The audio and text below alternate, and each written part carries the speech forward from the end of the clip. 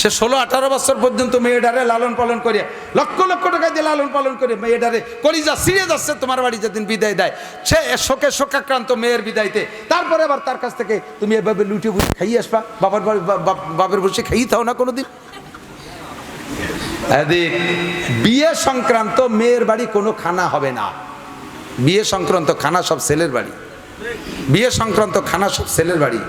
বরযাত্রী কন্ট্যাক্ট করে যাওয়া হারাম, বরযাত্রী কন্ট্যাক্ট করে যাওয়া হারাম।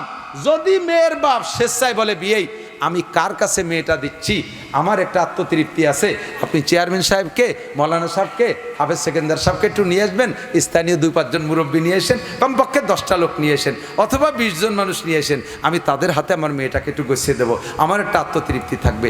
এইভাবে যদি তিনি বলে আর সাথে বলেও দেয় যে আমার বাড়ি কিন্তু একক তো খাইতে হবে, ওনাদের মেহমানদারিবে, তাহলে 20 জন নিয়ে যাবেন, তাহলে খাইবেন। নইলে যদি খাওয়ার দাওয়াত না দিয়ে মুখস্থ খালি কয় 20 জন নিয়ে আসবেন, তাহলে 20 জন নিয়ে যাবেন ঠিক, কিন্তু এই 20 জন বাড়ি খাবে না। আপনারা কয় বাবু এটা খেজুর কিনে নিয়ে যাবেন, মসজিদের মধ্যে বিয়ে হবে, খেজুর ছিটাই দেবেন, উন্ডা কুড়োই বুড়োই খাইয়ে পথে এক কলের তেটু পানি খেয়ে বাড়ি চলে আসবে, ও বাড়ির কলের পানিও খাতে পারবেন না। শরিয়াত কোথায় চলে গেছে, কোথায় চলে গেছে?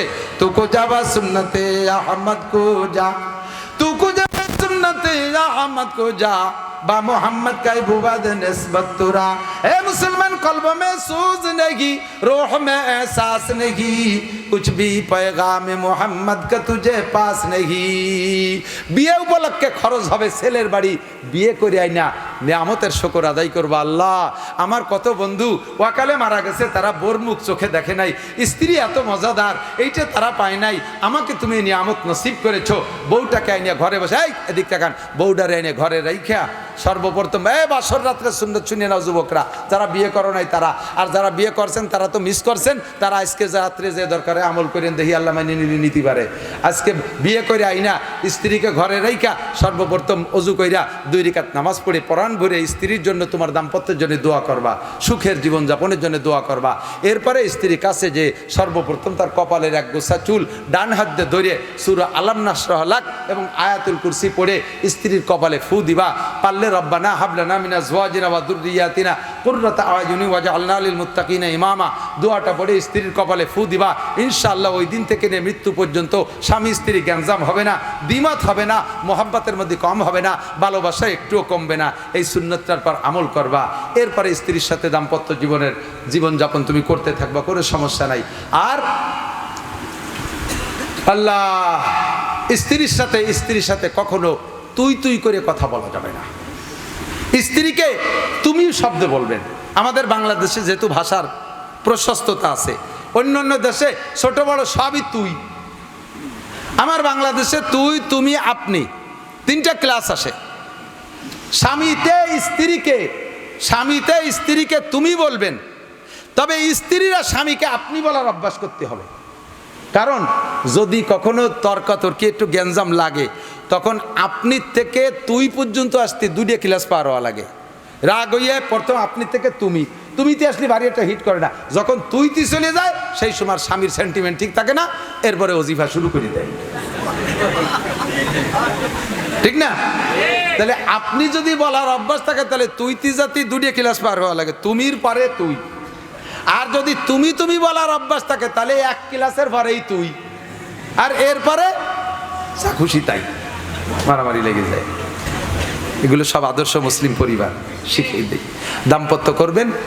যুবক এদিক তাকাও, স্বামী স্ত্রী বৈবাহিক জীবনযাপনের পরে, আভ্যন্তরীণ প্রয়োজন মেটানোর পরে ফরজ গোসলটা রাতারাত করে সারতে হবে ফজরের আগে। ফরজ গোসল যদি তুমি বাকি রাখো দিন পর্যন্ত, তাহলে ওই সন্তান দিনদার হয় না, ওই সন্তান ভালো হয় না।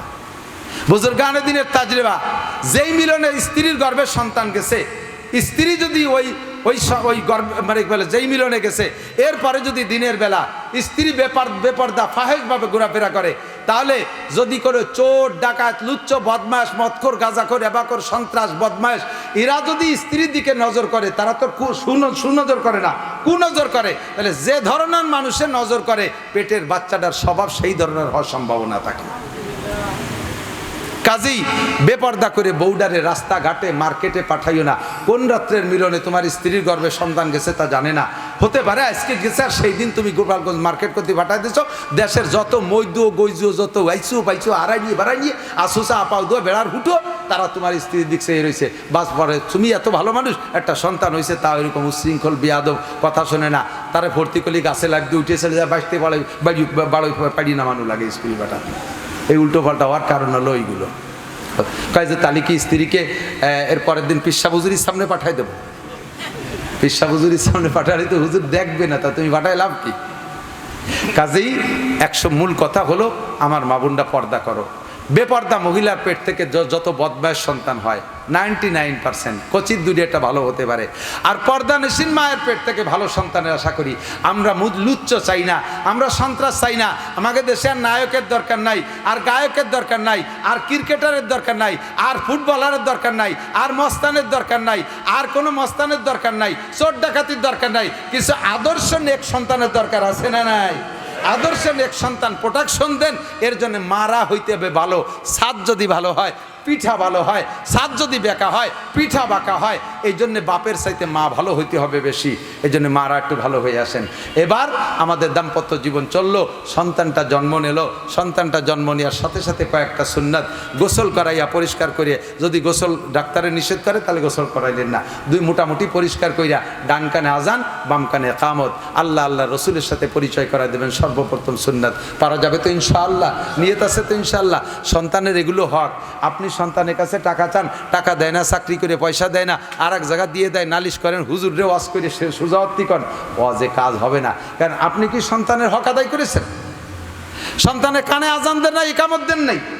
2 নম্বর আজান ইকামতের পরে হাফেজ সেকেন্দার সাহেব, মসজিদের ইমাম সাহেব, কোট মসজিদের ইমাম সাহেব, ইনাদেরকে ডাইকে এনে হুজুরির মুখে একটু খেজুর খাবেন। হুজুর খেজুর চাবাই খাইয়া খেজুরি থেকে একটু মিষ্টি মিষ্টি লালা ওই বাচ্চাটার মুখে জিভের ভিতরে দিয়ে দেবে, চুনচুন করে চুষে খাবে। যে হুজুরের লালা তার জীবনের প্রথম খাইলো, ওই হুজুরের ইমান তাকওয়া পরহেজগারি মেধা যোগ্যতা যেমন, তোমার সন্তানটা সেরকম হওয়ার সম্ভাবনা থাকবে। এটা একটা সুন্নাত। এই হকটা কি তুমি আদায় করেছো?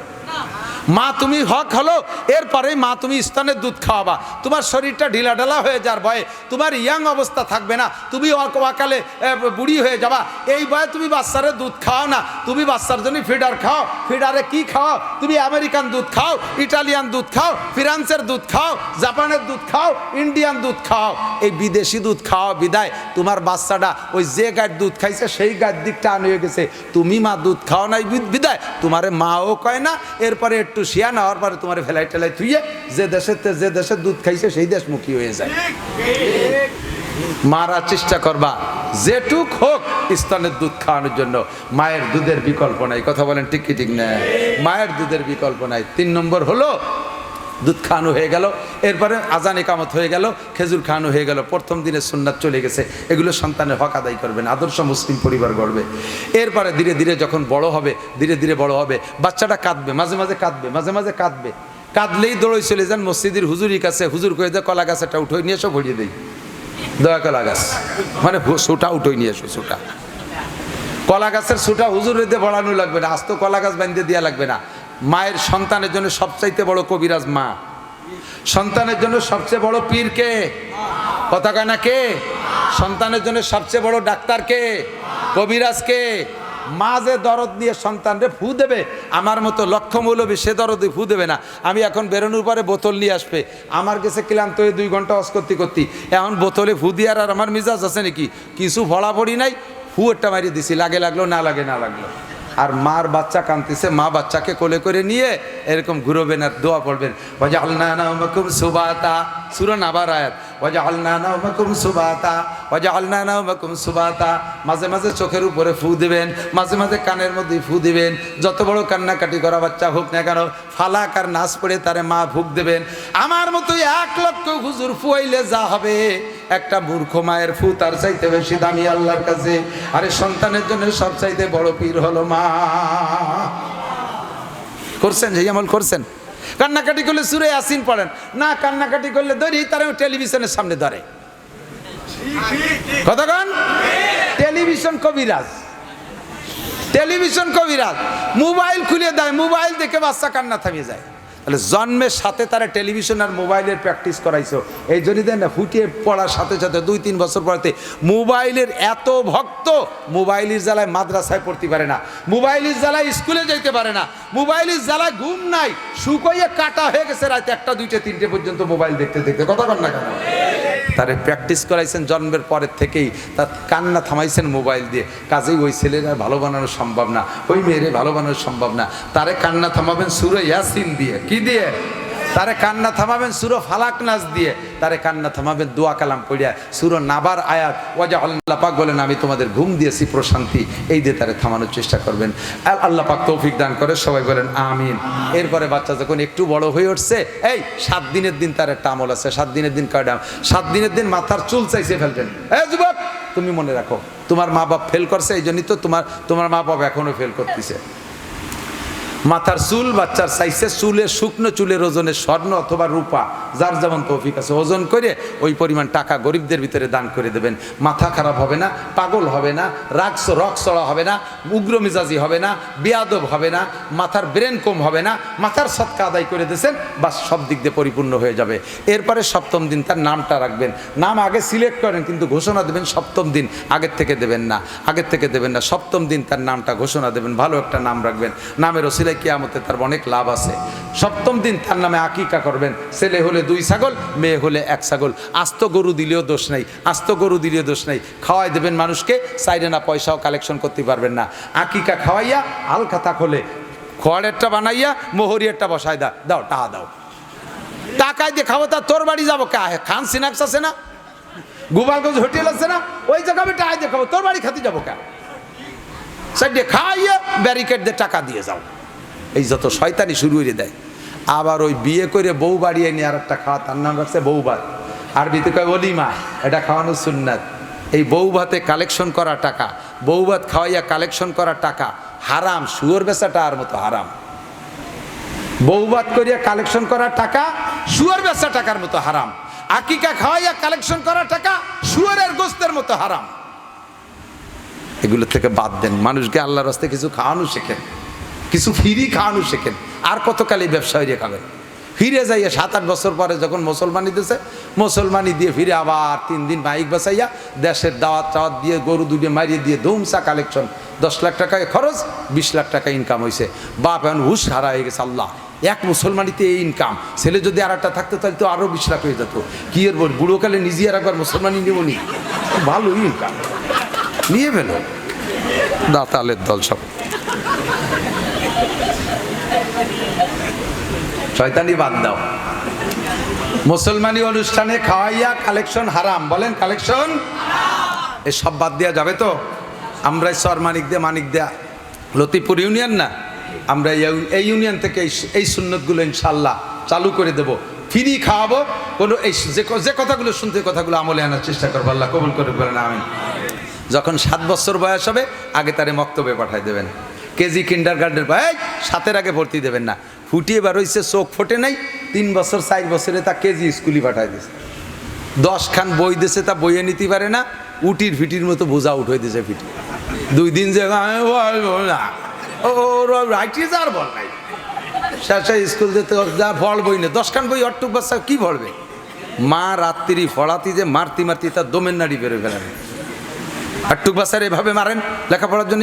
কয়ে বয়স 4 বছর হয়েছে, আজও ম্যাট্রিক পাস করলো না, কবে লেখাপড়া করবে? 4 বছর সপ্তাহ পড়াবে। তো তুমি কয় লাইন পড়ে দিচ্ছ? আমি তো 7.5 পাস, উনি মোটে 7.5 পাস। আর ইয়াদাকে দাদারে সব পড়াই দেয়। সাবধান, বিশ্বনবী মোহাম্মদুর রাসূলুল্লাহর চাইতে মনোবিজ্ঞানী আর জগতে কেউ নাই। কথা বলুন ঠিক না? নবী বলছেন বাচ্চাদের পড়ার বয়স 7। পড়ার বয়স কত? 7-এ সে স্বেচ্ছায় স্কুলে যাইতে চাবে, মক্তবে যাইতে চাইবে, তার সর্বপ্রথম কোরআনের শিক্ষায় শিক্ষিত করে। নুরানি মাদ্রাসা আছে, যত নুরানি মাদ্রাসা এ জায়গা দিলে একটা লাভ আছে। কোরআন পড়বে, হাদিস পড়বে, শরীয়তের মাসালা পড়বে, সাথে সাথে স্কুল কলেজে যে পড়াশোনা আছে সম্পূর্ণ পড়বে। কোনো প্রেশার নাই। স্কুল নুরানি মাদ্রাসার ছাত্রদের প্রাইভেট পড়ানো লাগে না। হুজুররা গালে গালে পড়াইয়া, জাগায় বসে মুখে মুখে পড়াইয়া, তারে মস্ক করাইয়া ইয়াদ করাইয়া দেয়। আর বাংলাদেশে যত স্কুল আছে, কোনো স্কুলের ছাত্র ভালো ছাত্র প্রমাণ দিতে হলে 3-4 কম প্রাইভেট পড়লে হবে না। কথা কোন ঠিক ঠিক না? যত ভালো স্কুল তত প্রাইভেট বেশি লাগে। আর আমার মাদ্রাসার কোনো ছাত্রদের প্রাইভেট লাগে না। তারে কোরআন শিক্ষা দেন, জীবনের শুরুতে কোরআন শিক্ষা দিয়ে তারপরে তাকে জেনারেল পড়ান, কোনো সমস্যা নাই, জেনারেল পড়ান, কোনো সমস্যা নেই। যাইতে যাইতে বয়স যখন হবে 7 থেকে কোরআন পড়ানো শিখার পরে নামাজের প্রশিক্ষণ দেবেন। যখন বয়স হবে 10 তখন নামাজ না পড়লে পিটান দেবেন। ওয়াজরিবুহুম আলাইহা ওয়া হুম আবনাউ আশারা সিনিন। 10-এ যে পিটান দেবেন, একটা পিটান দিয়া বাপের জন্য ওয়াজিব। 10 বছর বয়সের পরে যদি সন্তান নামাজ না পড়ে, ছেলে হোক আর মেয়ে হোক, আব্বা মার উপরে ওয়াজিব সন্তানকে একটা পিটেন দেওয়া। আপনি এই পিটেনটা দিয়েছেন কোনোদিন নামাজের জন্য? কোনোদিন পিটেন নেই। স্কুলের পড়া পারে নাই সেজন্য পিটেছেন, কিন্তু নামাজের জন্য পিটেন নেই। ওয়াফাররিকুহুম 10 বছরের পরে যাইয়া ছেলের বিছানা মেয়ের বিছানা বাপের থেকে মায়ের থেকে মেয়ের থেকে আলাদা করে দিতে হবে। 2 ভাই বোনকে এক বিছানায় শুইতে দেবেন না 10-এর উপরে বয়স হয়ে গেলে। 2টা বোনকে 10-এর উপরে বয়স হয়ে গেলে এক বিছানায় শুইতে দেবেন না। 2টা ভাইকে 10-এর উপরে বয়স হয়ে গেলে এক বিছানায় শুইতে দেবেন না। 10 বছরের উপরে ছেলেরে বাপের কাছে শুইতে দেবেন না। 10 বছরের উপরে মেয়েকে মায়ের কাছে শুইতে দেবেন না। ছেলে তো দূরেই থাকলো, 10 বছরের উপরে গেলে কেউ কেকের পাশে শুইতে দেবেন না। শয়তানকে চেনেন না, শয়তান ঢুকে অ্যাক্সিডেন্ট করায় দেবে, অ্যাক্সিডেন্ট ঘটায় দেবে। বলা গেল না সব কিছু বুঝে নিতে হবে, শয়তান অ্যাক্সিডেন্ট ঘটায় দেবে। এই জন্য বিশ্বনবী বলেছেন 10 বছরের পরে গেলে বিছানা ফাররিকুহুম বাইনা মাদাজিহিম, বিছানা আলাদা করে দাও। ফাইদা বালাগা, যখন বালেগ হবে ফাল ইউজাবিজহু, বিয়ে দিয়ে দাও। ফাইন বালাগা, যদি বালেগ হইছে ওয়ালাম ইউজাবিজহা, আর আব্বা মা মেয়েকে ছেলেকে বিয়ে দেয় নাই, ফা আসাবা ইসমান, ওই সন্তানে অন্যায় করেছে, ফা ইসমুহু আলা আবিহে, সম্পূর্ণ গুনাহ আব্বার আমলনামায় জমা হয়ে যাবে। প্রাথমিকভাবে আদর্শ মুসলিম পরিবার গড়ার জন্য যে কয়টা কথা পরামর্শে বলছি, আল্লাহ তাআলা আমাদেরকে আমল করার তৌফিক দান করুন, আমিন। এই কথাগুলোর পর আমল করতে পারলেই সমাজটা মোটামুটি গড়ে উঠবে। আমার যুবকরা সিদ্ধান্ত নেও তো, বিবাহ সংক্রান্ত যে কথাগুলো বলছি, কে কে আমল করার জন্য নিয়ত করেছো ইনশাআল্লাহ? কে কে আমল করেছো? যৌতুক নিবা? যৌতুক নেবা? নেবা না। ভালো মেয়ে দেখে বিবাহ করবা, মুরব্বীদের পরামর্শ অনুযায়ী বিয়ে করবা। ওই একা একা যে কোর্টে বিয়ে করো না, তাহলে কিন্তু তোমার মাইয়েরও ওইরকম আরবিটারা নিয়ে কোর্টে নিয়ে বিয়ে করবে। এই জন্য সতর্ক থাকতে হবে। আল্লাহ তাআলা আমাদের এ বুড়োরা আতুর হয়েছে উন্ডা বলে আবার বিয়ে করবে সুন্দর মতো। বুড়ি আল্লাহু আকবার, মাশাআল্লাহ। মানে বয়ান শুনতে শুনতে একটা জজবা হয়ে গেছে, আমি তাহলে আমি আবার আমল করব না। আপনারা বুড়োকালে ঝামেলা করতে মোটামুটি নিজেদের ছেলে মেয়েকে সুন্দরভাবে পরিবেশ পরিচালনা করেন। আর পারতেছি না, কষ্ট হয়ে গেছে, বেঁচে থাকলে আবার হবে ইনশাআল্লাহ। এখন এই সব কথাগুলোর পর আমল করার জন্য একটা ক্লাস আছে, ওই ক্লাসটার নাম দাওয়াত ও তাবলীগ। ক্লাসের নাম কি? তাবলীগ। আগামী বৃহস্পতিবারে মার্কাজে যাবেন, ওখান থেকে 3 দিন আল্লাহর রাস্তায় সময় লাগাবেন। সুযোগ পেলে চিল্লা দেবেন, 1 চিল্লা 3 চিল্লা। এই কথাগুলোর পর আমল করা সহজ হয়ে যাবে। আল্লাহুম্মা সাল্লি আলা মুহাম্মদ। ভাইজান দোয়া করেন। আল্লাহুম্মা সাল্লি আলা মুহাম্মদ।